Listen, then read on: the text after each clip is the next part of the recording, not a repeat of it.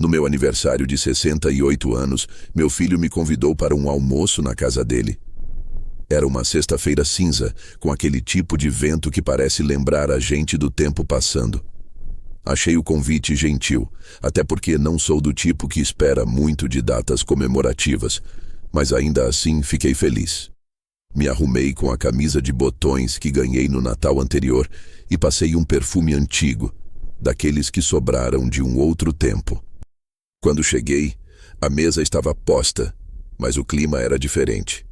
Não havia bolo, nem música, nem os netos me esperando no portão como costumavam fazer. Foi tudo rápido, quase prático, como se fosse mais um almoço de domingo qualquer, só que sem a parte do domingo. Na hora do café, meu filho puxou uma cadeira, se sentou ao meu lado e disse que queria conversar. Foi direto, sem muito rodeio, como ele sempre foi. Disse que a vida estava ficando mais apertada para mim e que talvez fosse a hora de unir forças.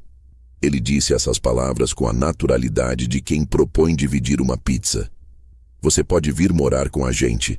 Assim você economiza o aluguel, a aposentadoria rende mais e a gente consegue te dar mais suporte.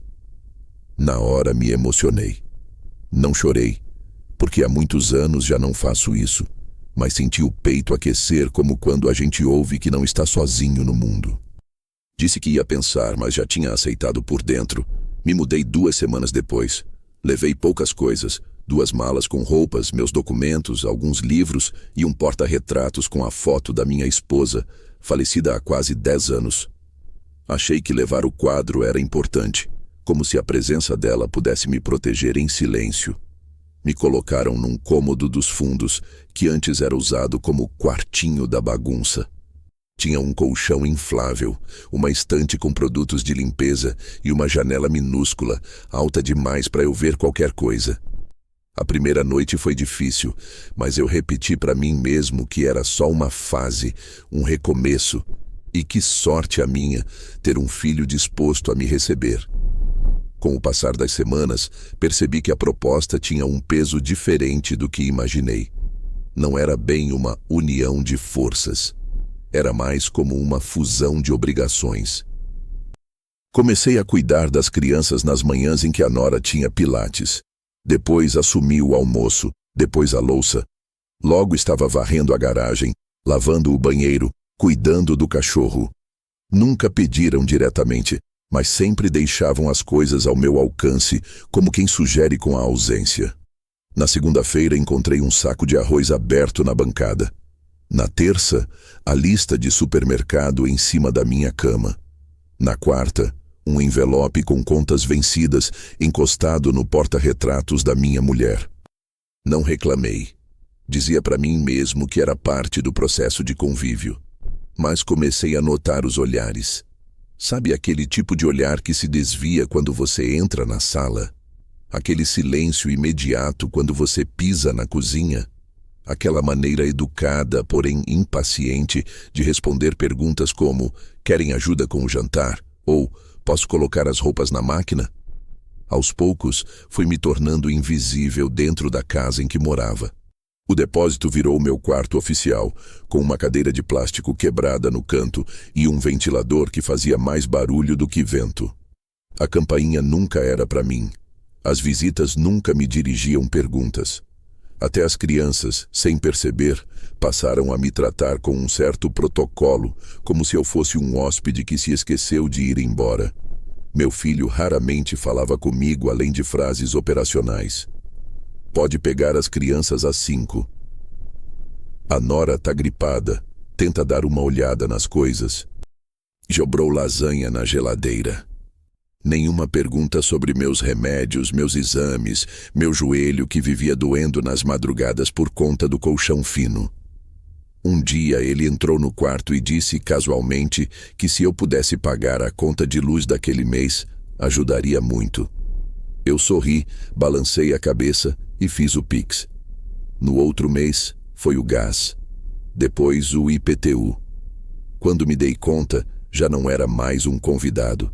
Eu era o subsídio silencioso de uma casa que não me reconhecia como parte dela. No meu aniversário seguinte, ninguém falou nada, nenhuma menção. Meu neto me deu um abraço pela manhã, porque lembrou sozinho. Meu filho saiu cedo para uma reunião, minha nora passou o dia fora, e eu comi pão dormido com café preto enquanto lavava os pratos do café da manhã, que não era meu. Fiquei ali em pé, olhando pela janelinha alta do quartinho, com a luz da manhã batendo fraca nas caixas empilhadas ao meu redor. Naquela hora, senti uma coisa nova. Não era tristeza, nem raiva. Era uma clareza, uma espécie de ficha caindo em silêncio. Eu estava sendo mantido ali não por cuidado, mas por conveniência.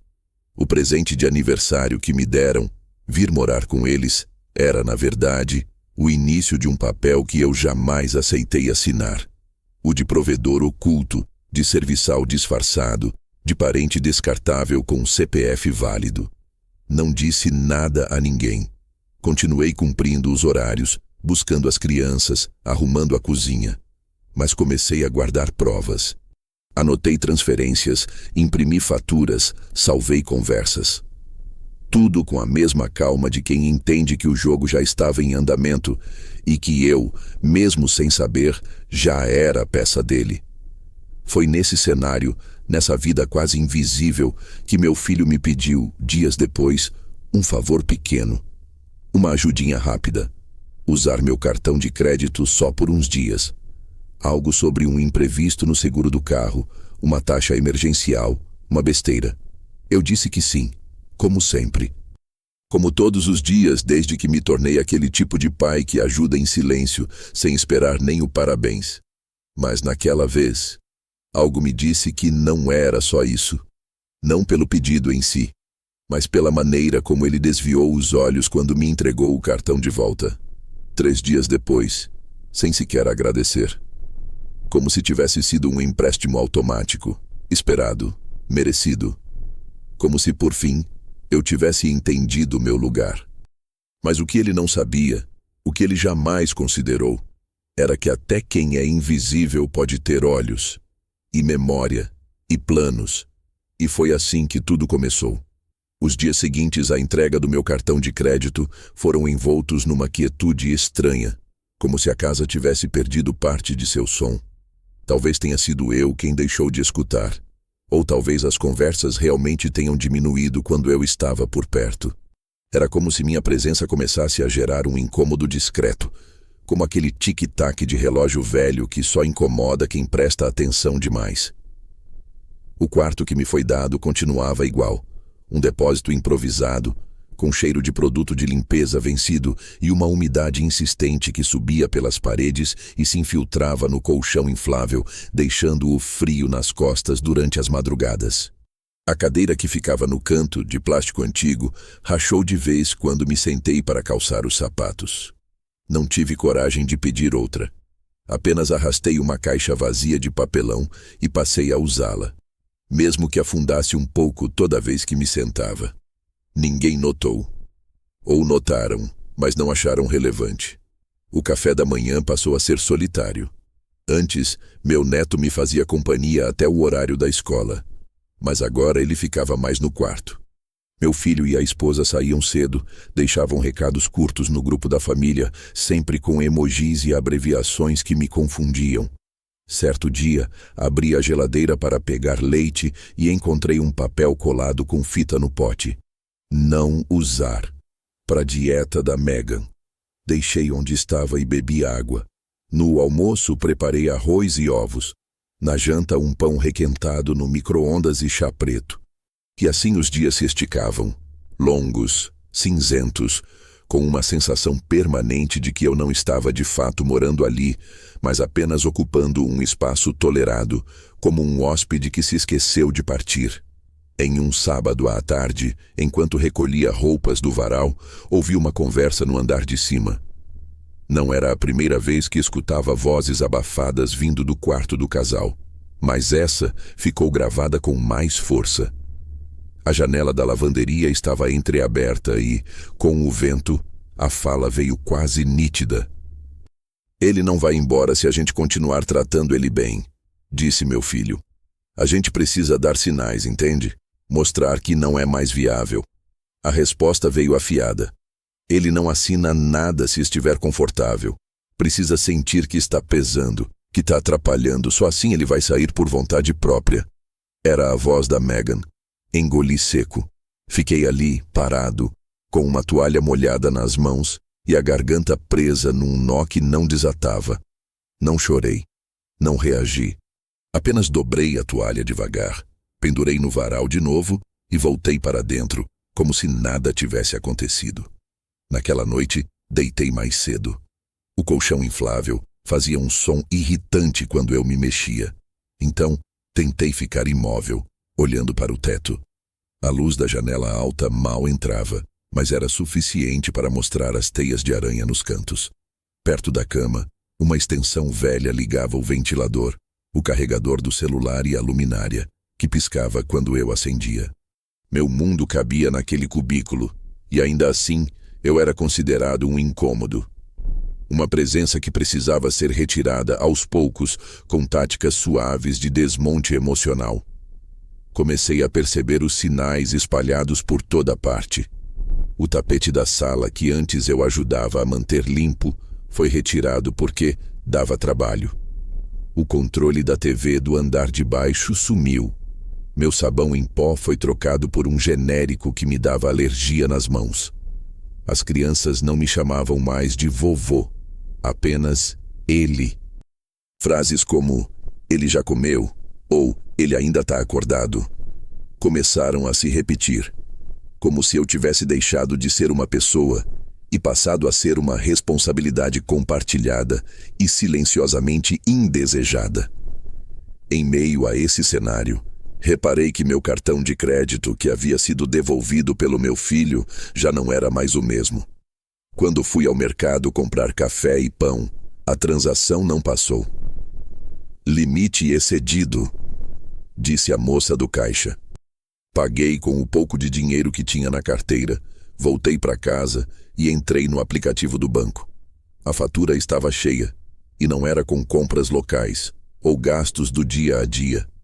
Eram transações internacionais, passagens aéreas, reservas de hotel em nomes que eu nunca tinha visto. Entrei em choque. Verifiquei os detalhes, as datas, os horários. Tudo batia com os dias que ele ficou com meu cartão.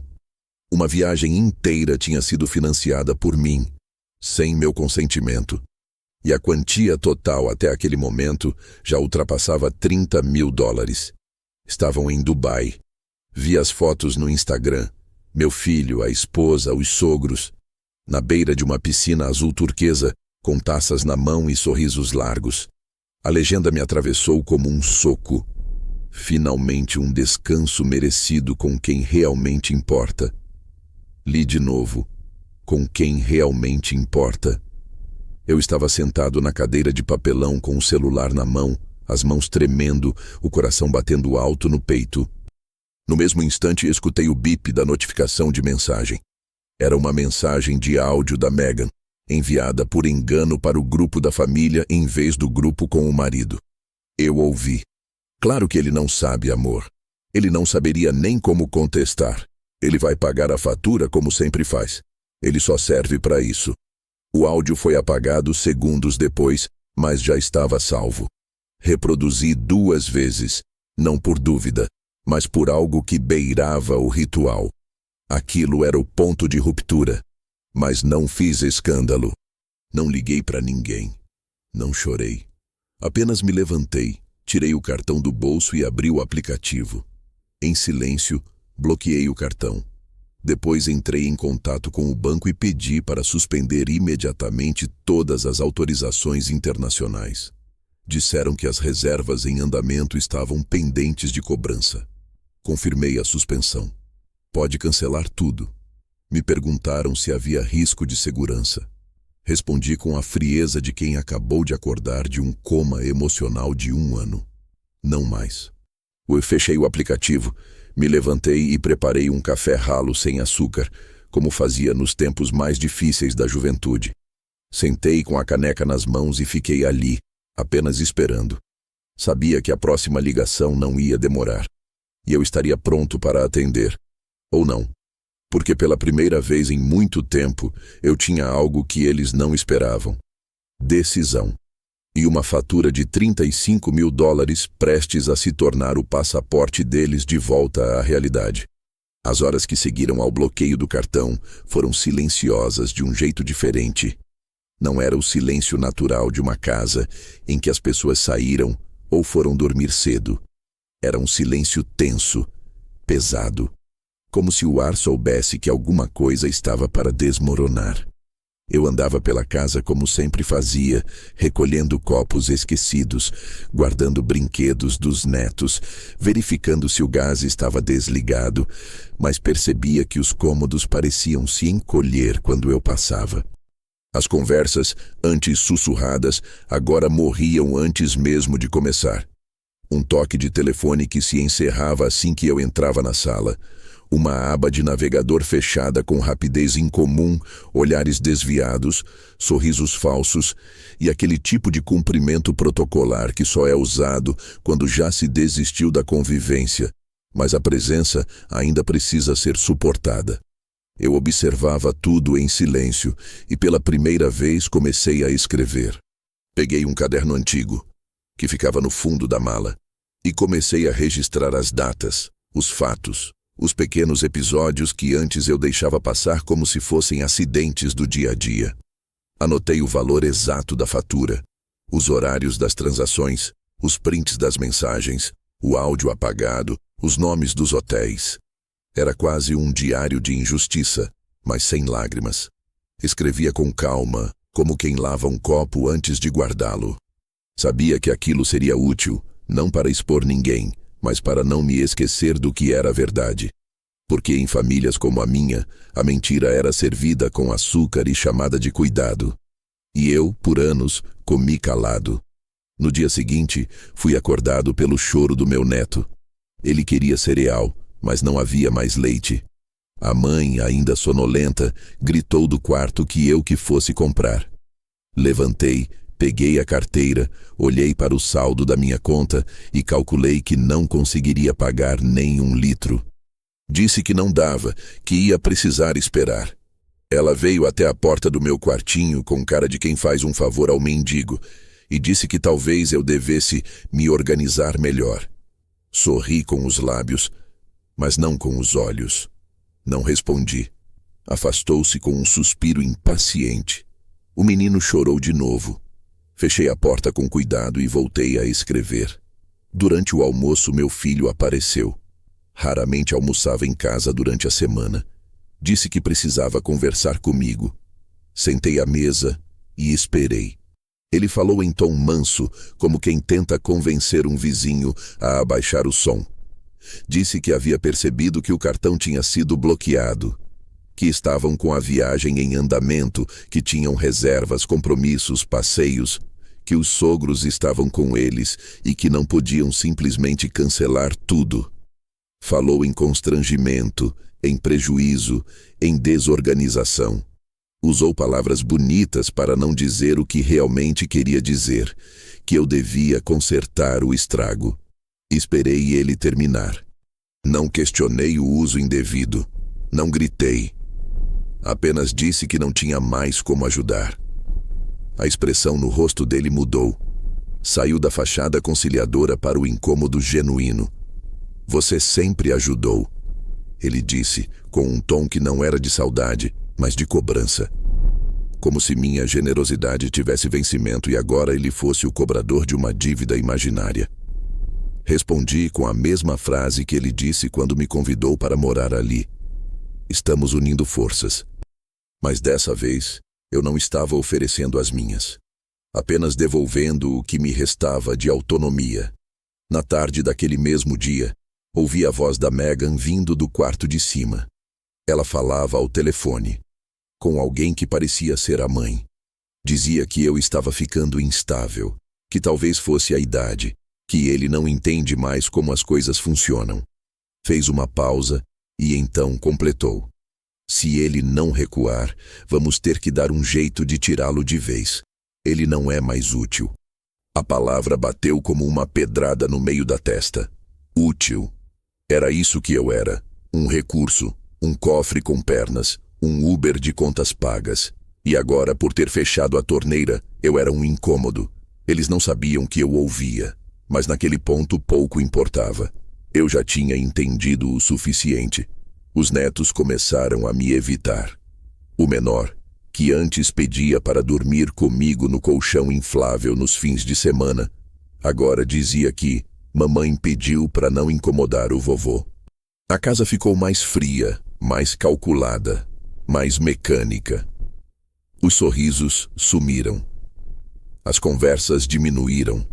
O som da TV ficava alto mesmo quando ninguém assistia.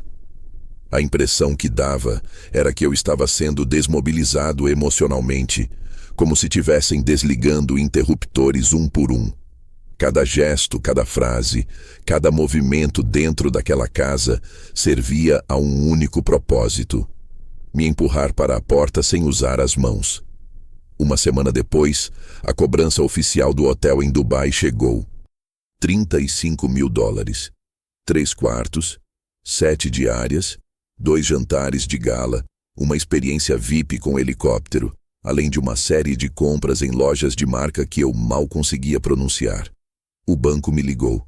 Queriam saber se eu assumiria a dívida. Disse que não autorizei nenhuma daquelas compras, que fui vítima de fraude. O atendente ficou em silêncio por alguns segundos. Pediu que eu enviasse a documentação. Disse que começariam a investigação. E naquele momento senti algo novo. Não era satisfação. Era preparo. Eu não estava mais em posição de me defender. Eu estava em posição de agir. Os dias que se seguiram foram de espera. Esperei a ligação do meu filho. Esperei a mensagem desesperada da nora. Esperei a reação que viria quando eles descobrissem que estavam presos em outro continente, sem acesso ao dinheiro que planejaram roubar. E ela veio. Primeiro, uma ligação não atendida.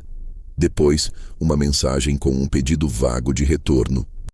Depois, um áudio truncado dizendo que houve um erro, que não sabiam que o cartão era tão limitado, que estavam com os sogros e que tudo podia ser resolvido com uma conversa. Eu não respondi.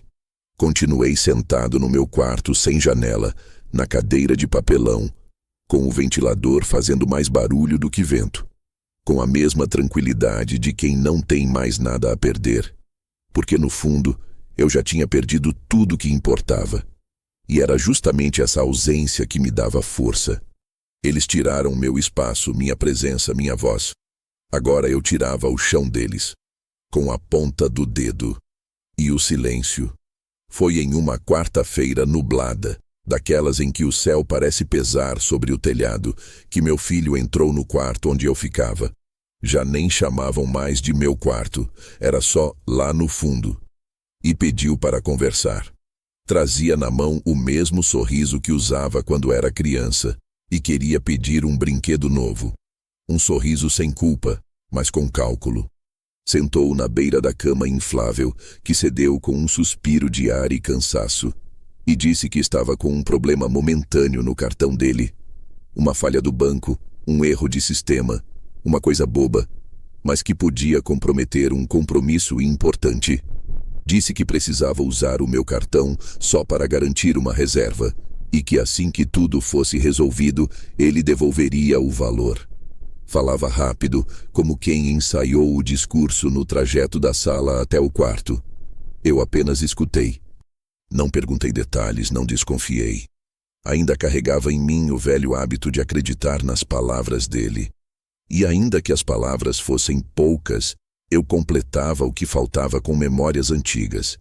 O menino que segurava minha mão para atravessar a rua, que adormecia no sofá com o prato no colo, que chorou no dia que enterrei a mãe dele. Acreditei. Entreguei o cartão como se estivesse entregando um voto silencioso de confiança. Ele agradeceu com um aperto leve no meu ombro e saiu antes que eu pudesse mudar de ideia. Nos primeiros dias, não houve nenhum sinal de uso indevido. O aplicativo do banco seguia quieto. As notificações não mostravam movimentações alarmantes. E eu continuei cuidando das tarefas da casa como de costume. Fui ao mercado, Varri o quintal, cuidei das crianças, lavei os panos de prato encardidos que ninguém se dava o trabalho de trocar. Comecei a pensar que talvez eu estivesse mesmo ficando paranoico, vendo sinais onde não havia nada. Mas essa ilusão durou pouco. 3 dias depois, no fim de uma tarde abafada, recebi uma notificação de transação internacional. Na hora, achei que fosse erro. Depois veio outra e outra. Em poucas horas, mais de $5.000 foram gastos em passagens aéreas, reservas de hotel, compras online com nomes de marcas que eu nunca tinha ouvido falar, mas que pareciam caras apenas pelo som. Fui ao aplicativo, conferi os dados e tudo estava lá, registrado com precisão quase ofensiva. O nome dele vinculado à reserva, a data da compra, os horários, tudo confirmava que ele usou meu cartão para financiar algo muito maior do que um adiantamento emergencial. Naquela noite não consegui dormir. Deitei no colchão murcho e fiquei com os olhos fixos na lâmpada do teto, que piscava vez ou outra, como se quisesse me lembrar de que eu estava preso naquele espaço mínimo, enquanto minha família jantava lagosta do outro lado do mundo. Eu ouvia risos abafados pela parede, o som do chuveiro no andar de cima, o passo apressado da nora pelo corredor. Ninguém mencionava o cartão. Ninguém perguntava se eu precisava de algo, se estava tudo bem, se o ventilador ainda funcionava. Me senti mais só do que nos dias seguintes ao enterro da minha esposa. Ao menos lá havia silêncio por respeito. Aqui havia silêncio por conveniência. Decidi esperar. Não por medo, mas por estratégia. Sabia que qualquer confronto direto me colocaria na posição de pai ingrato, insensível, que não entende como o mundo funciona hoje. Eles sempre tinham uma desculpa pronta, uma narrativa alternativa, uma forma de se vitimizar antes que eu sequer começasse a falar. Então fui recolhendo dados, capturas de tela, registros bancários. Fiz cópias dos extratos, dos e-mails de confirmação das compras, da lista crescente de transações, e guardei tudo em uma pasta vermelha, a mesma onde eu guardava os boletins do meu filho na época da escola. Ironia cruel. Onde antes eu colecionava as provas do seu crescimento, agora arquivava as evidências da sua queda moral. Na semana seguinte, começaram os sinais de despreocupação. Vi uma foto postada por ele em uma rede social. Estavam em Dubai, num hotel que tinha até mordomo. Na imagem, ele sorria ao lado da Meghan, com um coquetel na mão, e os sogros ao fundo, mergulhados na piscina de borda infinita. A legenda dizia: "Nada como descansar com quem realmente importa." Li, reli e deixei o celular cair no colo. A frase me atingiu como uma lâmina fina e gelada. Não pela exclusão explícita, mas pela naturalidade com que fui apagado da história que ajudei a construir. Eu estava em casa, comendo pão amanhecido e café morno, enquanto eles brindavam a vida que construíram com meu dinheiro. E o pior, sequer imaginaram que eu perceberia, porque no fundo, nunca acreditaram que eu ainda tinha força para reagir. No dia seguinte, fui até a padaria e pedi fiado. O dono me conhecia há anos, me deu o pão sem perguntar nada, mas eu senti o peso. Voltei para casa com a sacola na mão, abri a porta e encontrei os netos assistindo TV. Nem levantaram os olhos. A nora me ignorou quando passei pela cozinha. Meu filho ainda não tinha retornado nenhuma ligação. Quando entrei no quarto, sentei na cadeira de papelão e fiquei olhando para o extrato bancário aberto na tela do celular. Um total de $35.000 já havia sido consumido. $35.000. Mais do que todo o dinheiro que guardei por anos para emergências. Dinheiro que deveria durar até o fim da minha vida. Mas eles decidiram que uma semana no Oriente Médio era mais urgente que a dignidade do homem que os criou. Decidi que não diria nada. Ainda. Não bloquearia o cartão imediatamente. Queria saber até onde iriam. Quanto mais estavam dispostos a tirar, o que fariam quando o dinheiro acabasse. E mais do que isso, queria ver se em algum momento alguém teria a decência de pedir desculpas, de reconhecer, de confessar. Mas nenhum pedido veio, nenhuma tentativa de conversa, nenhum sinal de remorso. Apenas a continuidade de uma viagem luxuosa, fotos filtradas, legendas calculadas, ostentação camuflada de gratidão falsa. E então, como se a audácia não tivesse limites, recebi uma mensagem de texto, enviada diretamente pelo meu filho. Apenas uma linha. Eles merecem férias, você não. Não havia contexto, nem emojis, nem justificativas. Só aquilo. Como se fosse uma afirmação universal, inquestionável. Eles merecem. Eu não. Apaguei a mensagem, fechei os olhos e pela primeira vez em muito tempo, sorri. Não um sorriso de alegria, mas de quem finalmente entendeu tudo. Eles acharam que tinham vencido, que tinham me colocado no lugar de onde eu jamais sairia. Mas esqueceram que até uma cadeira quebrada, num quarto sem janela, pode se tornar uma trincheira, e que até o pai mais silencioso carrega dentro de si uma memória que, quando ativada, não perdoa. A promessa de devolver o dinheiro nunca existiu. O empréstimo nunca foi temporário. Aquilo era um roubo com laço de afeto. E eu, enfim, estava pronto para devolver a gentileza, com juros, correção e silêncio. Eu sempre soube que as pessoas mostram quem são quando acham que ninguém está vendo. Mas hoje em dia ninguém quer ser invisível. As pessoas fazem questão de registrar cada gole, cada prato, cada pose ensaiada diante de um lugar caro, como se felicidade pudesse ser medida por ângulo de câmera e legenda bem escrita. Por isso, quando vi a selfie, eu entendi tudo sem precisar perguntar mais nada. Não foi a primeira, claro. Já tinham postado fotos de quartos com vista para o mar artificial, pratos que mais pareciam pinturas, piscinas iluminadas por baixo como se brilhassem sozinhas, mas aquela selfie era diferente. Era pessoal, era íntima, era ofensiva sem usar uma palavra. Nela, meu filho sorria largamente, o braço estendido com o celular na mão, os sogros abraçados ao fundo, a Megan encostada nele como se fosse parte do cenário. Nenhum dos netos estava na imagem. Eu não estava na imagem. Mas o pior não foi isso. Foi a legenda que colocaram embaixo. Nada como umas férias com a verdadeira família. Li a frase como quem lê uma sentença de morte e sabe que ela já foi cumprida. Não era apenas uma exclusão simbólica. Era uma assinatura. Uma assinatura no fim de um contrato não escrito, mas vivido durante décadas.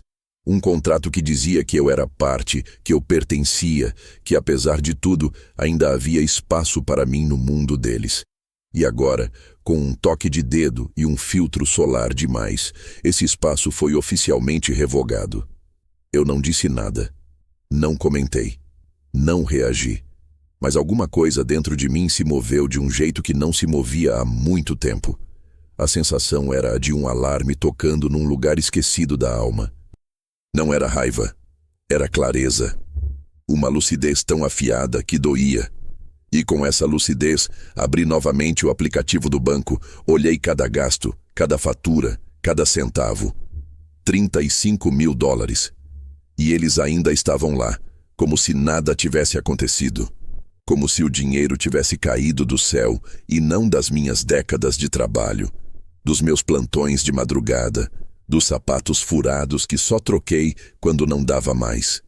Naquele mesmo dia, depois de ver a foto, recebi uma notificação de tentativa de cobrança negada.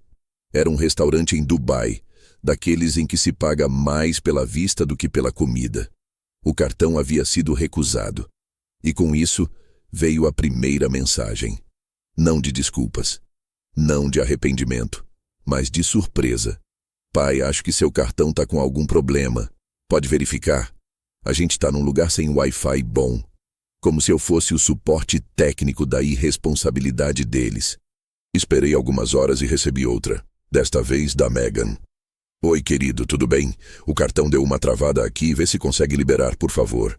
Os pais estão com a gente e tá um pouco chato. A preocupação não era comigo. Era com o constrangimento social de não conseguir pagar uma conta diante dos sogros. Na mente deles, eu ainda era apenas a extensão silenciosa de um benefício. Não um ser humano. Não alguém com limite. Não alguém com dor. Fui até a cozinha, fiz um café forte, amargo, e me sentei com o caderno no colo. Escrevi ali a data da selfie, a legenda, o horário da tentativa de compra negada. Anotei tudo com calma, como quem monta um quebra-cabeça. E então, voltei para o aplicativo do banco e finalizei o processo. Bloqueio total. Cartão congelado. Todas as transações em andamento canceladas. Fatura transferida para análise de fraude. Não porque eu precisava recuperar o dinheiro, mas porque era o único jeito de recuperar a mim mesmo. Naquela casa, o clima começou a mudar de maneira quase imperceptível. A Megan passou a falar menos comigo pelo grupo da família. Meu filho começou a enviar mensagens vagas, com emojis sem conteúdo, como se esperasse que eu puxasse assunto. Eu não puxei. Sabia que estavam tentando medir o terreno antes de pisar. Quando a corda aperta, quem está errado começa a tentar parecer simpático. E foi aí que o telefone tocou.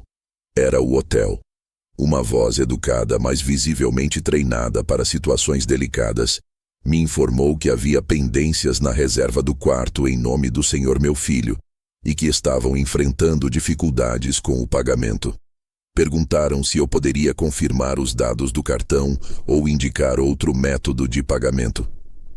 Respirei fundo e pedi que transferissem a ligação para o departamento jurídico. O tom da atendente mudou, mas manteve a cordialidade.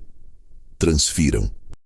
Um homem do outro lado da linha me explicou os procedimentos.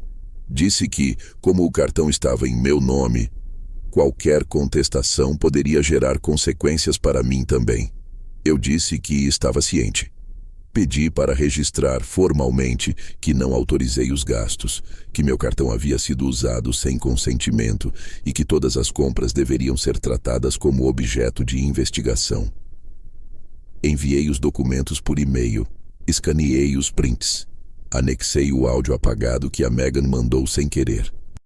No fim da tarde, recebi a confirmação de que o processo estava aberto, e junto dele, um e-mail do banco com o status: cobranças suspensas, cartão encerrado, novo cartão enviado ao titular. Titular. A palavra me soou como um prêmio, porque era isso que eu havia esquecido, que ainda era dono de alguma coisa, da minha conta, da minha história, da minha reação. Nos dias seguintes, o clima dentro da casa mudou de vez. Os netos perceberam o desconforto. A Megan andava de um lado para o outro falando ao telefone com voz abafada. O nome do hotel foi citado mais de uma vez. O meu nome também. Ouvi meu filho dizer durante uma ligação: ele não vai desbloquear. Já era. E a resposta veio cortada, mas clara. Então volta e resolve isso com ele. Ele ainda mora aí, não mora? Era isso. Eu havia deixado de ser o pai, o avô, o idoso que precisava de amparo. Agora eu era o obstáculo, a pedra no caminho da continuidade do conforto deles. E ainda assim ninguém me pediu desculpas. Ninguém me perguntou o que houve. Apenas esperavam que eu voltasse atrás. Mas eu não voltei. Nem voltaria. Porque aquela selfie, com aquele sorriso, naquela piscina de Dubai, destravou algo em mim que não podia mais ser trancado. Me libertou da ilusão de que amor e obrigação são a mesma coisa. Me mostrou que a gratidão deles era só uma forma educada de me manter útil. E eu, enfim, me cansei de ser útil. Quando o novo cartão chegou, guardei na carteira como quem guarda um amuleto. Com ele veio a certeza de que, pela primeira vez em muito tempo, eu podia decidir sozinho como gastaria o que era meu. E com isso, comecei a planejar o que viria depois. Eles ainda estavam longe, ainda não sabiam da extensão do problema que criaram, ainda confiavam que tudo poderia ser consertado com uma conversa doce e um pedido disfarçado de carinho. Mas dessa vez, não haveria conversa. Só consequência. Porque nem toda traição vem com gritos. Algumas vêm com sorrisos em fotos filtradas e legendas que apagam você como se nunca tivesse existido. Mas eu existo. E agora eles iriam lembrar disso. A primeira coisa que senti quando vi a fatura finalizada não foi raiva nem tristeza. Foi espanto. Não pela surpresa do valor em si, mas pela facilidade com que se gasta $35.000 quando não é o próprio bolso que está pagando. Cada linha da cobrança parecia uma facada pequena e precisa, como se cada valor tivesse sido escolhido para humilhar, para arrancar algo de mim com um requinte que ultrapassava o simples abuso. 3 suítes com vista panorâmica, translado de helicóptero, refeições com degustação em 8 etapas, ingressos VIP para atrações privadas, massagens com pedras aquecidas, passeio de iate com open bar. Nenhum gasto modesto, nada que sugerisse contenção, economia ou sequer o mínimo de consideração. E não eram apenas os meus filhos ali, aproveitando o luxo de um dinheiro que não suaram para ganhar.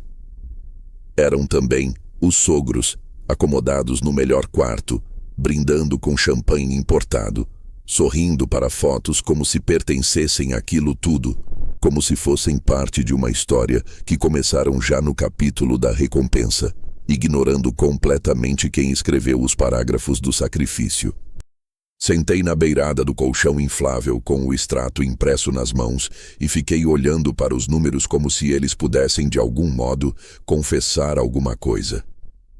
Havia algo de profundamente cruel naquela forma de gastar. Uma crueldade disfarçada de glamour, onde cada clique de cartão era um gesto de desapego completo pela origem do dinheiro. E o mais devastador era saber que meu filho conhecia cada centavo que eu guardei ao longo da vida.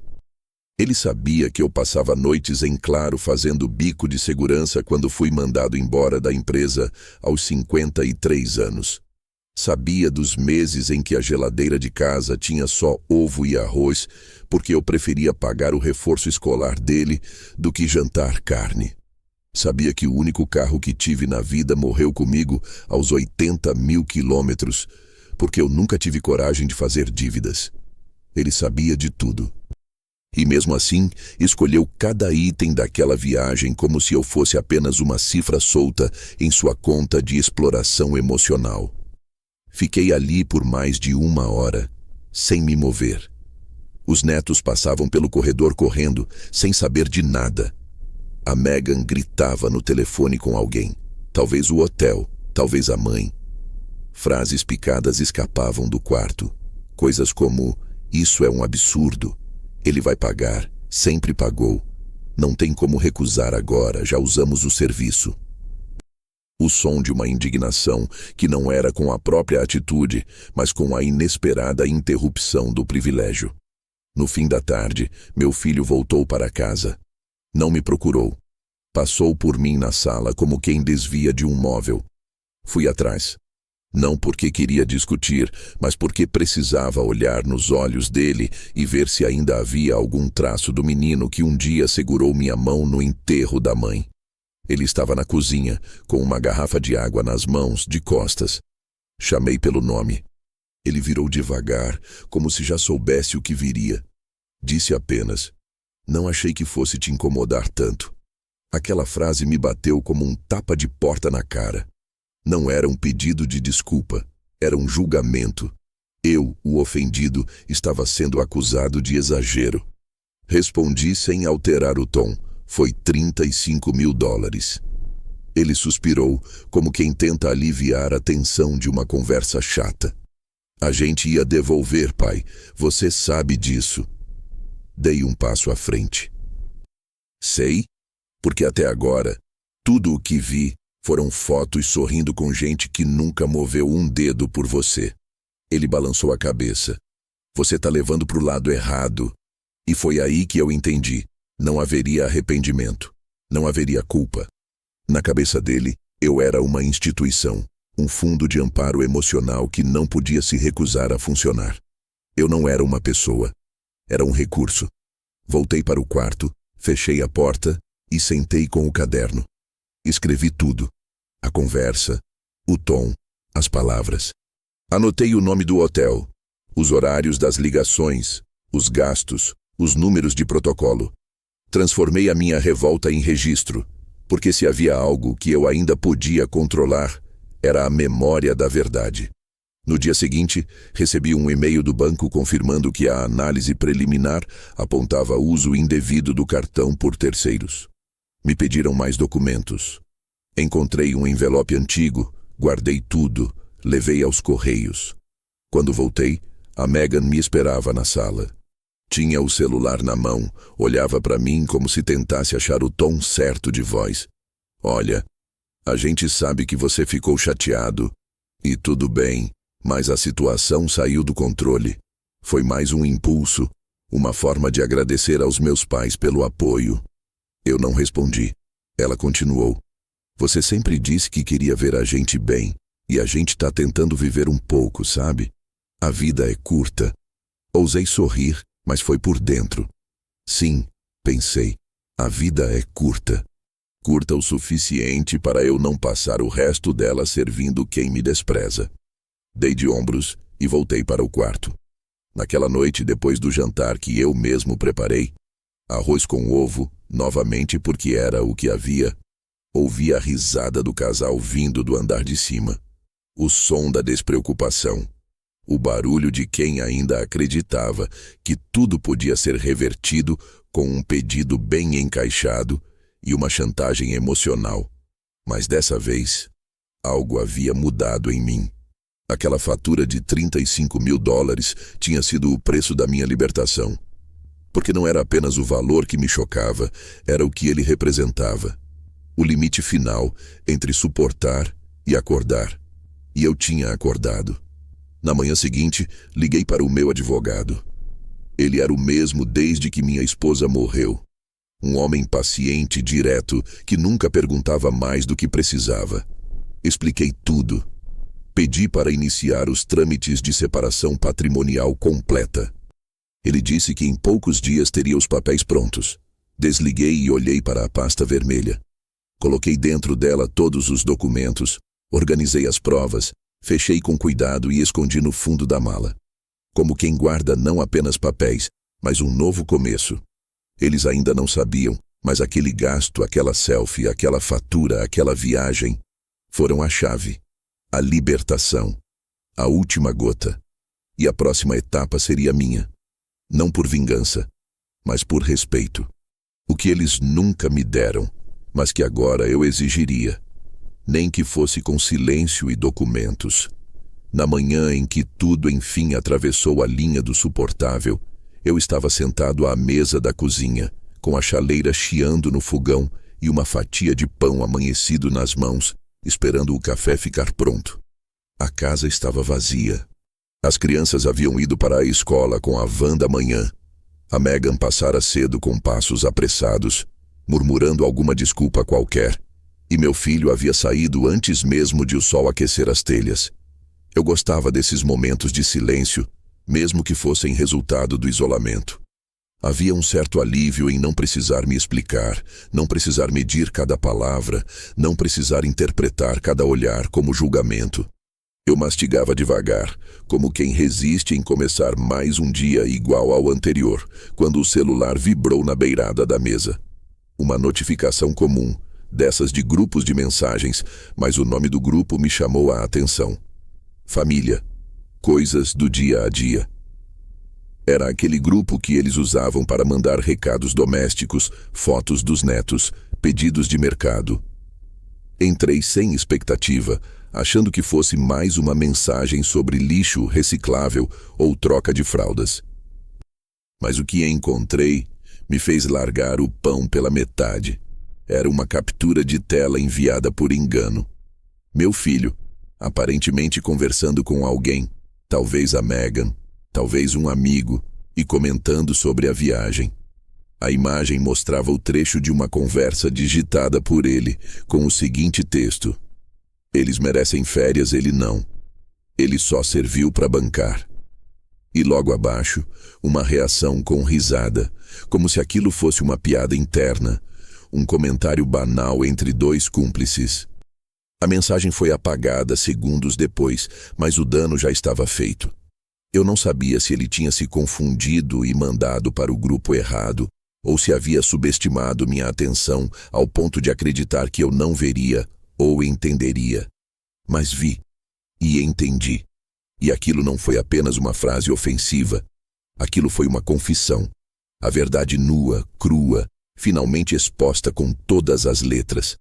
Não era mais sobre o cartão. Não era sobre a viagem. Era sobre como ele me via. Não como pai, não como pessoa, mas como um recurso que já cumpriu sua função e agora deveria ser descartado. Fiquei olhando para a tela por longos minutos. Meu café esfriou. A chaleira secou e começou a estalar no fogão, até que o cheiro de metal aquecido invadiu a cozinha. Levantei com calma, desliguei o fogo, voltei a me sentar. Peguei o celular novamente, tirei um print rápido, salvei na nuvem. E então, abri o bloco de notas do aplicativo e escrevi apenas uma frase. Hoje, ele falou a verdade pela primeira vez. Porque era isso. Toda a encenação de cuidado, todos os almoços de domingo, todos os convites disfarçados de carinho, todas as palavras suaves que me levaram até aquele quartinho nos fundos, tudo era fachada. E agora, com uma frase rápida, ele rasgava o teatro. E eu, finalmente, parava de assistir.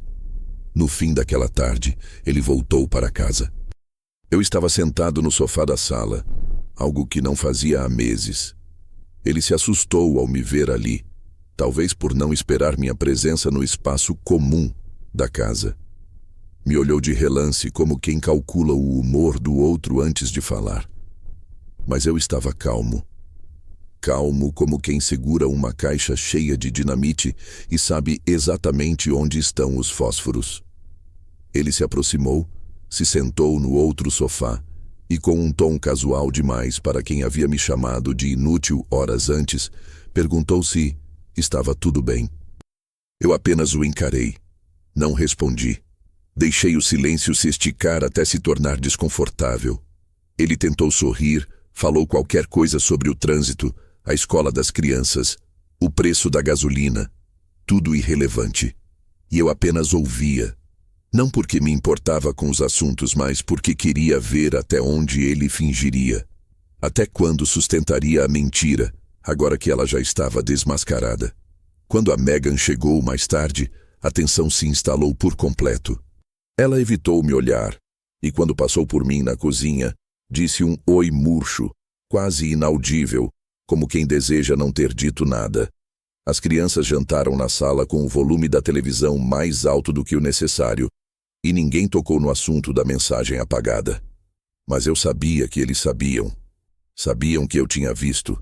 Sabiam que agora não havia mais nada que pudessem esconder atrás de vozes suaves ou desculpas bem ensaiadas. E essa consciência os consumia lentamente, como mofo em parede velha.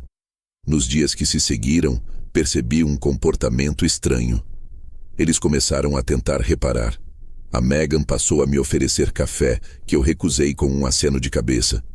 Meu filho me perguntou se eu precisava de alguma coisa do mercado, ao que respondi com um não, obrigado.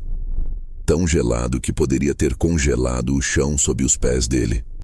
Era nítido que estavam tentando apagar o incêndio com panos molhados, mas o fogo já tinha passado. Já tinha feito cinza do pouco que restava da nossa relação. Eles não sabiam que, na mesma semana, eu tinha assinado a documentação com o advogado, que o banco já havia acatado minha contestação, que a dívida da viagem agora estava em investigação e eles seriam os únicos responsáveis por justificar os gastos, devolver os valores, lidar com os credores. Eles não sabiam que no dia seguinte, o hotel em Dubai receberia uma notificação formal, informando que o cartão havia sido utilizado sem autorização e que os hóspedes deveriam apresentar outro meio de pagamento para evitar consequências legais. E eu não ia contar, porque o silêncio ali era a minha última forma de justiça.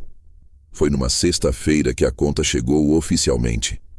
Meu filho recebeu a ligação do hotel e veio me procurar.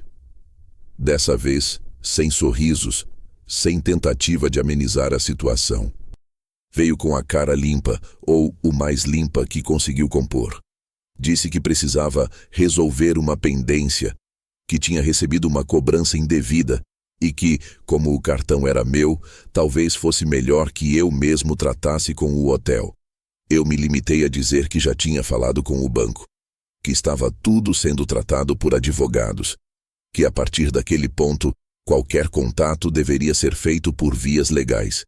Ele me olhou como se não me reconhecesse, como se aquele velho calado do quartinho dos fundos tivesse, de repente, se tornado uma parede intransponível. Eu sorri, mas não por deboche. Era o sorriso de quem sobreviveu à própria família. Naquela noite, fui para o quarto cedo. Não porque estivesse cansado, mas porque sabia que o domingo seria longo. E seria meu. Peguei meu caderno, abri na última página e escrevi. Agora que ele sabe que eu vi, ele vai tentar apagar. Mas quem escreve a própria história não precisa de provas para lembrar. E fechei o caderno como quem sela um ciclo. Eles ainda não sabiam que o pior não era eu ter visto a mensagem. O pior era eu ter finalmente entendido o que ela significava. E mais ainda, o que eu faria com isso. Não foi de repente. Não houve grito, nem porta batida, nem rompante de raiva como se espera em histórias de traição. A minha vingança nasceu em silêncio, como nasce o mofo entre as frestas da parede. Lenta, inevitável, sutil o bastante para ninguém perceber até que o dano já não possa ser ignorado. Ela começou no exato momento em que decidi não responder mais, não justificar mais, não participar mais das pequenas encenações que compunham o teatro doméstico. Começou quando notei que dentro daquela casa, meu nome era sussurrado como um problema, e não como parte da família. Quando entendi que cada frase de carinho vinha embalada com um pedido disfarçado. Quando o convite para morar ali se revelou menos um gesto de acolhimento e mais uma jogada financeira. Um plano de contenção de despesas com um benefício colateral chamado vovô por perto. Não era ódio o que eu sentia, era clareza. Uma lucidez tão cruel e definitiva que nem a mais perfeita reconciliação conseguiria apagá-la. E com ela veio a decisão. Eles queriam que eu saísse calado. Pois bem, eu sairia. Mas não como esperavam. Na manhã de segunda-feira, abri o notebook antigo e revisei todos os e-mails com o advogado. Imprimi os documentos, revisei as cláusulas, conferi os nomes, as datas, os valores. Liguei para o banco para confirmar o cancelamento definitivo do cartão. Bloqueei qualquer tentativa de reemissão por terceiros. Solicitei um novo com entrega restrita ao meu nome, meu endereço e com uma nova senha. Algo que só eu saberia.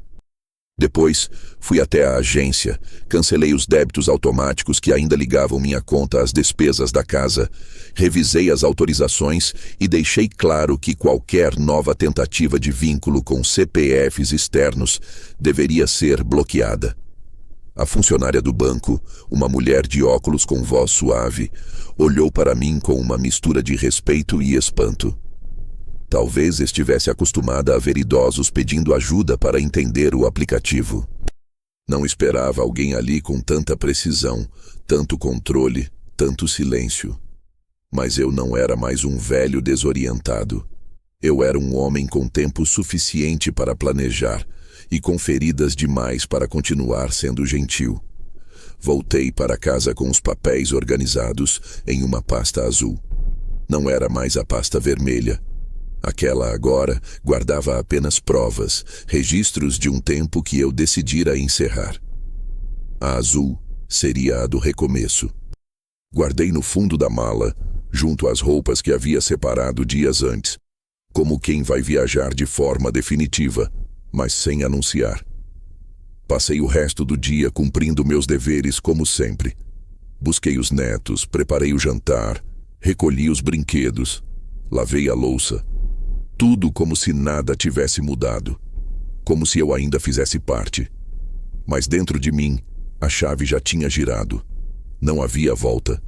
E eu não precisava que eles soubessem disso, ainda. Na terça-feira, chegou a mensagem. Era do hotel em Dubai. Informavam que, devido à contestação da fatura, a reserva havia sido oficialmente invalidada e a responsabilidade pelos pagamentos pendentes agora recaía sobre os hóspedes. O e-mail era objetivo, impessoal, profissional. Mas para mim, soou como a primeira batida do martelo. Imprimi o documento e o guardei junto aos demais. No mesmo instante, recebi uma ligação de número internacional. Não atendi. Depois veio uma mensagem no WhatsApp. Pai, atende por favor. Precisamos resolver isso. Ignorei. Outra, minutos depois. Você não pode fazer isso com a gente. E então finalmente o que eu esperava. Não sei como você teve coragem. Era isso, a inversão. A tentativa de me transformar no vilão. Eu sorri. Não porque era engraçado, mas porque era previsível. Passei os 2 dias seguintes em silêncio. Cumpri minhas tarefas como de costume, com pontualidade militar, sem uma palavra a mais, sem uma reação. Até as crianças começaram a perceber. O mais novo me perguntou, baixinho, se eu estava triste. Respondi que não, apenas cansado.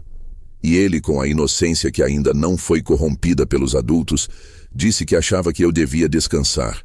Chorei no banho naquela noite. Não por mim, mas por ele. Porque um dia, talvez, também seria ensinado a tratar os que o amaram como escada. E eu não queria ser cúmplice desse legado. Na quinta-feira deixei a pasta azul pronta. A mala fechada. A reserva feita. Encontrei um flat simples, pequeno, mas bem localizado, onde podia pagar com a aposentadoria e viver com dignidade. E mais do que isso, onde ninguém me olharia como saldo bancário com pernas. A mudança estava agendada para o sábado, mas eu não avisaria. Eles saberiam no tempo certo. O tempo deles. O mesmo que usaram para fingir que não me viam, que não me ouviam, que não me deviam nem ao menos o respeito. E então, na sexta-feira à noite, veio o esperado. Uma discussão no andar de cima, vozes altas, portas sendo fechadas com força. E enfim, passos no corredor. Meu filho apareceu na porta do quartinho. Olhou para dentro, viu a mala ao lado da cama. Ficou em silêncio por alguns segundos. Depois perguntou com um tom que misturava surpresa e acusação. Você vai embora? Eu me levantei, calmamente. Olhei para ele. Sim. Ele balançou a cabeça devagar. Mas por quê? A gente pode resolver isso. E eu, com a voz mais firme que consegui reunir. Já resolvi. Ele tentou se aproximar. Pai, você não precisava fazer assim. E eu o cortei com uma frase simples, mas definitiva. Foi exatamente assim que vocês me ensinaram a fazer. Ele não respondeu. Virou-se e saiu, sem olhar para trás. No dia seguinte, antes de o sol nascer, chamei o táxi. Coloquei a mala no porta-malas, sentei no banco de trás e quando olhei pela última vez para a casa, não senti raiva, não senti dor, senti paz. A paz de quem foi empurrado para o fundo da casa e de si mesmo por tanto tempo que, quando decidiu sair, não precisou bater a porta. Apenas saiu e levou consigo o que restava de dignidade, o que eles nunca conseguiram roubar. A única coisa que realmente era minha. E bastava. O telefone tocou pela primeira vez às 3h17 da manhã, quando o céu ainda era uma mancha espessa sobre a cidade e o silêncio no flat novo era tão completo que o som do toque parecia gritar. Eu estava acordado. O sono vinha leve desde a mudança, como se o corpo ainda não tivesse entendido que agora o perigo havia passado. Mas era mais que isso. Era como se eu tivesse desaprendido a dormir profundamente depois de anos dormindo com a alma em alerta, mesmo quando os olhos se fechavam. Olhei o visor. Número internacional. O mesmo prefixo das mensagens que comecei a receber no dia anterior. Não atendi. O celular vibrou de novo, e de novo, e de novo. Mensagens curtas, desesperadas, espaçadas entre minutos de silêncio. Primeiro do meu filho, depois da Megan. As frases não variavam muito. Pai, por favor, responde. A gente tá com um problema sério aqui. Liga pra mim, por favor.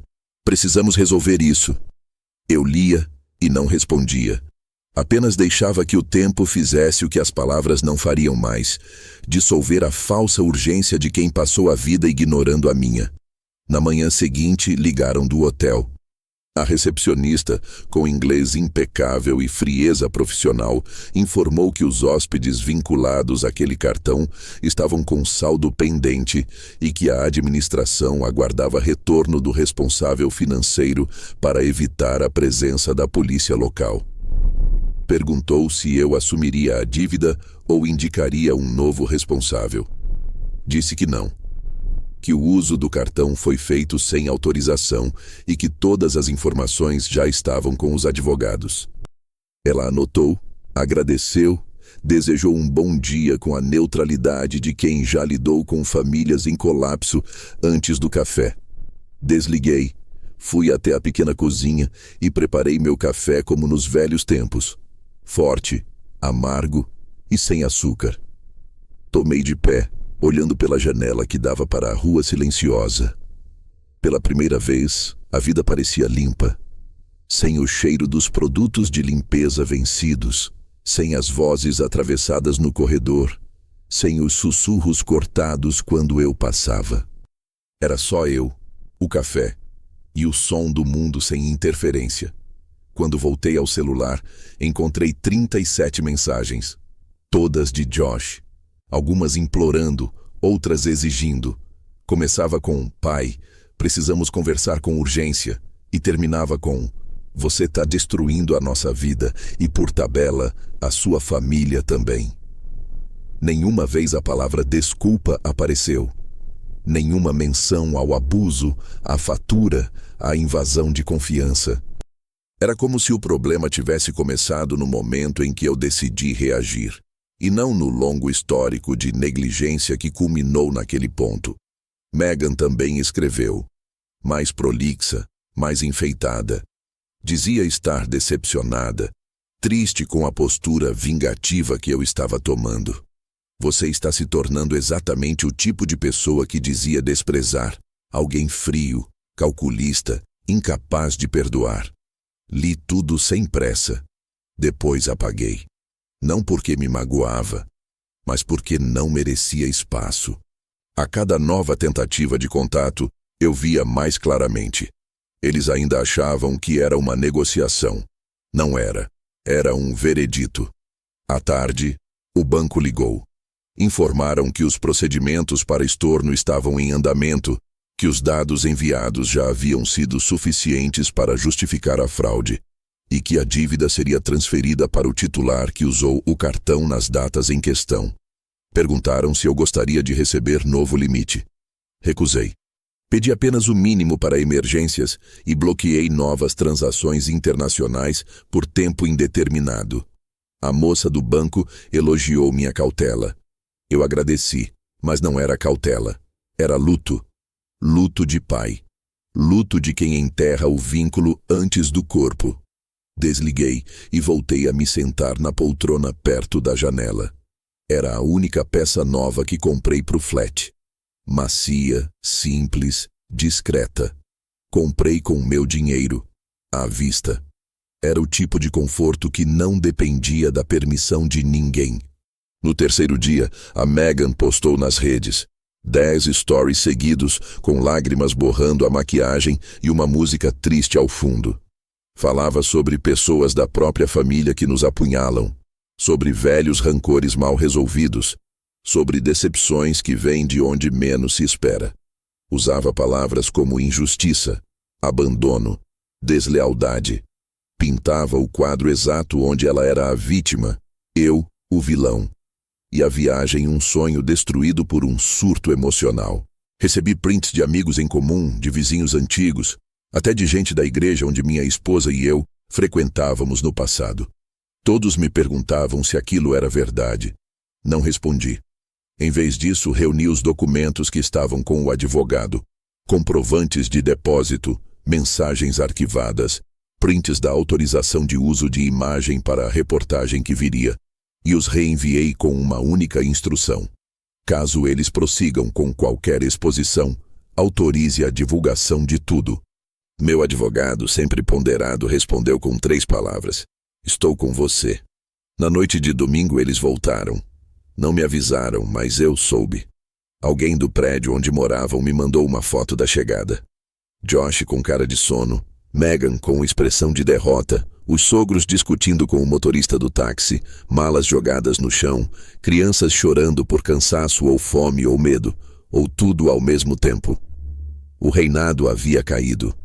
E não por um golpe, mas por um corte silencioso, preciso, definitivo. Uma fatura não paga, uma ligação não atendida, uma porta não aberta. Era assim que se desmontava um império baseado em abuso, não com fúria, mas com firmeza. Passei o resto da noite ouvindo jazz, com a janela aberta, o ar fresco entrando sem pedir licença, como eu também nunca mais pediria. Dormi 8 horas inteiras pela primeira vez em anos. Na segunda-feira, a última tentativa. Uma ligação sem identificação que eu recusei. Logo depois, uma mensagem curta sem introdução. Você venceu. Parabéns. Apaguei sem responder, porque não era uma vitória, era libertação. E não havia troféu, só espaço. O tipo de espaço que a gente não percebe que precisa, até não ter mais ninguém tentando preenchê-lo com ruído. Aquele era o som da minha vingança, sem plateia, sem aplausos, sem revanche. Só um homem, enfim sozinho, mas inteiro. Na terça-feira, logo após o almoço simples de arroz e lentilhas que preparei com calma, o interfone tocou. A voz do porteiro, sempre econômica, anunciou que havia uma entrega para mim na portaria. Desci devagar, sem pressa, sentindo o ranger leve do elevador antigo como parte do ritual.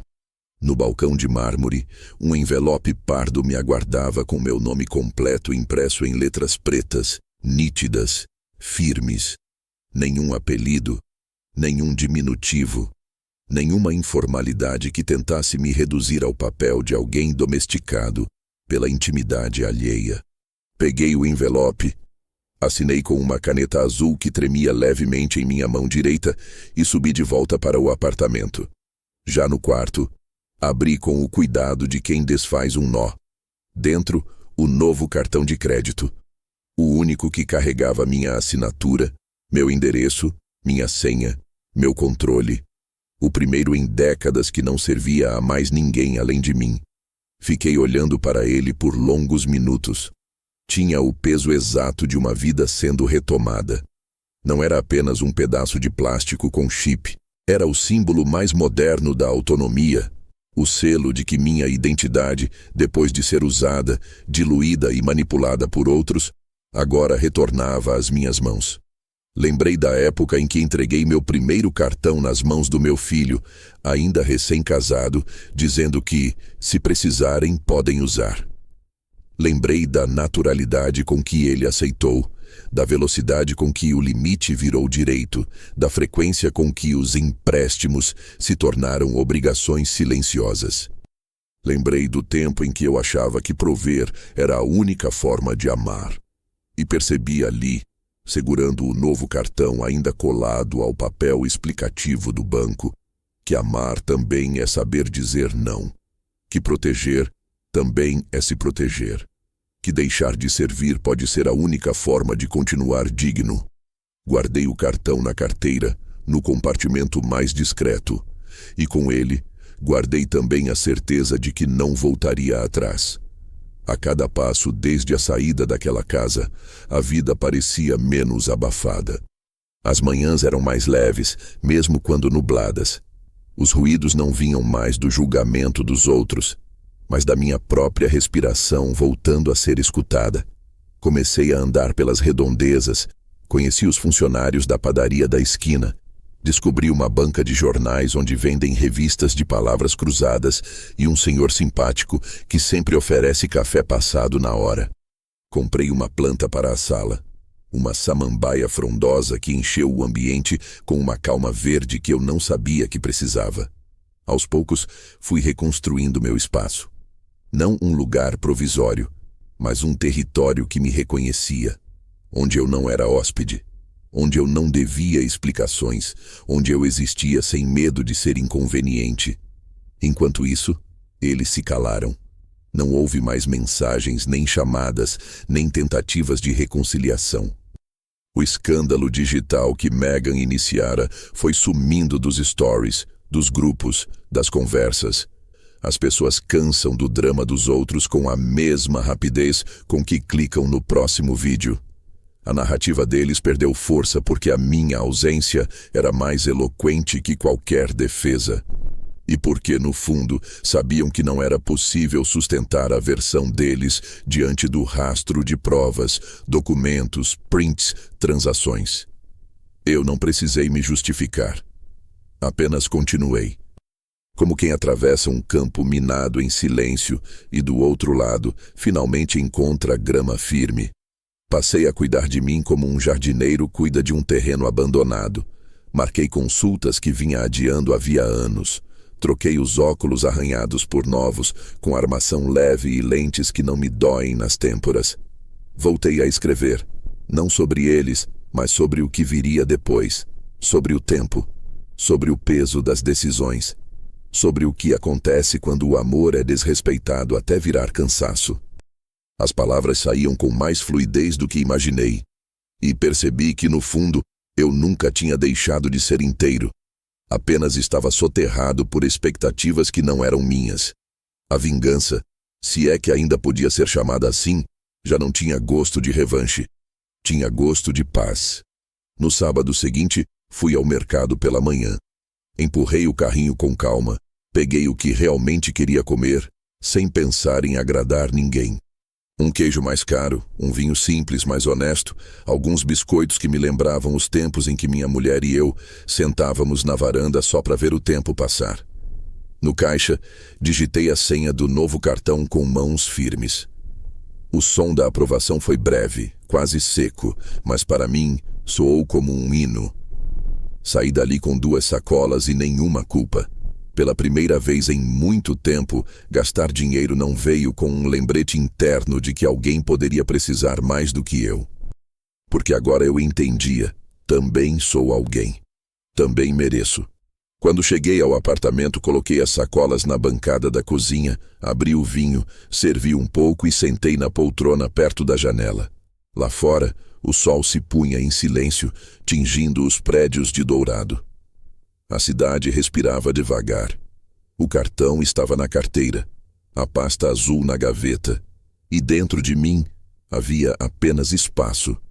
Um espaço limpo, um espaço meu, onde não entravam mais vozes alheias me dizendo o que eu devia ser. Onde o passado não servia mais como argumento. Onde ser pai não significava ser refém. Onde ser velho não significava ser descartável. Onde ser eu, enfim, era suficiente. Foi numa tarde cinza, daquelas em que o vento sopra pelos vãos da janela e parece que a cidade inteira suspira junto com a gente, que sentei à mesa com a pasta azul aberta diante de mim e decidi que era hora de rever meu testamento.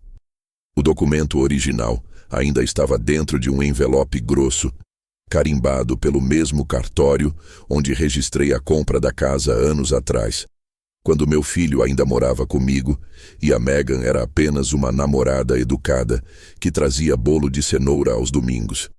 Naquela época, eu ainda acreditava que deixar algo para os filhos era a forma mais pura de amor. Era um instinto que parecia maior do que eu, herdado dos meus pais, dos meus avós, de todo um tempo em que o valor de um homem era medido pelo que ele deixava. Mas agora, depois de tudo, percebia o erro de raiz.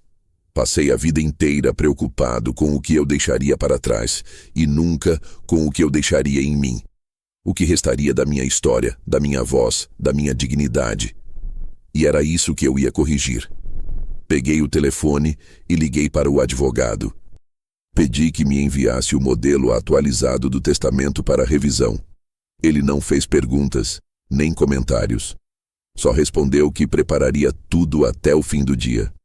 Desliguei, caminhei até a janela e fiquei ali, olhando o mundo do alto como quem observa um palco onde a peça mudou de ator.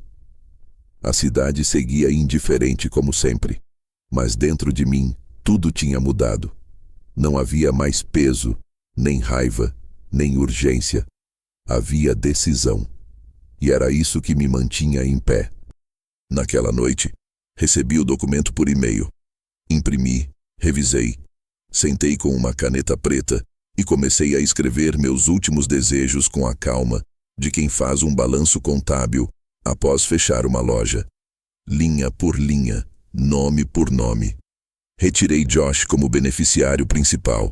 Retirei Megan de qualquer direito indireto. Retirei os netos, não por crueldade, mas por proteção. Eles ainda podiam escapar do ciclo, mas não cabia mais a mim sustentá-los com promessas. Incluí no lugar 3 instituições locais que conheci ao longo dos anos. Um abrigo para mulheres em situação de violência, um programa de alfabetização para adultos e a ONG de proteção animal, onde minha falecida esposa havia sido voluntária até pouco antes de morrer. Dividi tudo em partes iguais, sem burocracia. Incluí uma cláusula final. Caso alguém contestasse, tudo seria entregue ao Estado, porque minha paz não era negociável. Assinei o documento, digitalizei, salvei em 2 locais e imprimi uma cópia para deixar junto da pasta azul. Fechei o envelope com um suspiro longo, como se ao selar aquele papel, selasse também tudo que foi dito, feito, sofrido. Aquele testamento era o primeiro gesto verdadeiramente meu desde que me mudei. Não uma reação ao que me fizeram, mas uma ação pelo que ainda me restava construir. A herança, entendi ali, nunca foi sobre dinheiro. Era sobre escolha.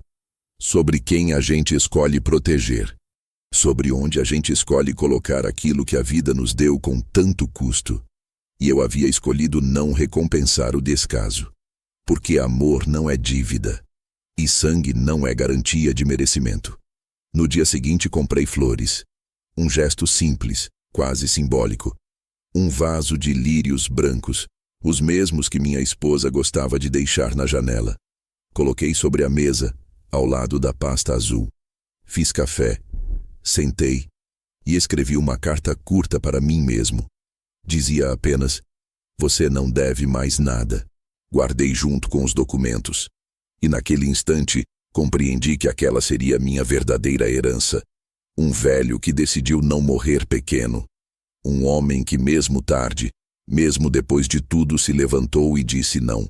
Que não aceitou mais ser usado, que não abaixou a cabeça só porque envelheceu. Que não se curvou à chantagem emocional disfarçada de afeto. Um homem que, ao invés de esperar ser lembrado com pena, escolheu ser esquecido com respeito. Recebi a última mensagem de Josh 3 dias depois. Era seca, formal, sem rodeios. "Se essa é sua decisão, tudo bem. Não vamos mais insistir. Mas saiba que está nos cortando. Está encerrando qualquer chance de reconciliação. Espero que durma bem com isso." Eu li, fechei o aplicativo e fui dormir. E dormi. 8 horas inteiras, sem acordar no meio da noite. Sem sonhar com vozes alheias invadindo meu repouso. Acordei com o som dos passarinhos, o cheiro do café pronto e o sol atravessando a cortina leve da sala. Lavei o rosto, sorri para o espelho e disse em voz baixa: "Sim, durmo bem com isso." A vida seguiu nos dias seguintes sem sobressaltos. Comecei a caminhar todas as manhãs, cumprimentei os vizinhos, sentei em bancos de praça só para observar as pessoas vivendo, sem saber que a poucos metros, um velho havia reescrito sua história com uma caneta preta e uma pasta azul. Não contei a ninguém. Não postei, não comentei, não precisei explicar. A liberdade tem esse efeito. Ela não exige plateia. A herança que deixei foi, portanto, a minha ausência. A ausência do homem submisso, do pai financiador, do avô silencioso. A ausência daquele que aceitava tudo para não incomodar. E no lugar dele ficou o silêncio. O silêncio como prova. O silêncio como vingança. O silêncio como testemunho de que o amor, quando é verdadeiro, não cobra faturas de 35 mil dólares, não expulsa de casa, não some quando o cartão é bloqueado. E se há algo que meus netos um dia talvez possam herdar, não será um apartamento, nem uma poupança. Será a lembrança de que o avô deles, mesmo sem gritar, teve coragem de dizer basta. E isso, com sorte, poderá ensiná-los mais do que qualquer bem material jamais ensinaria.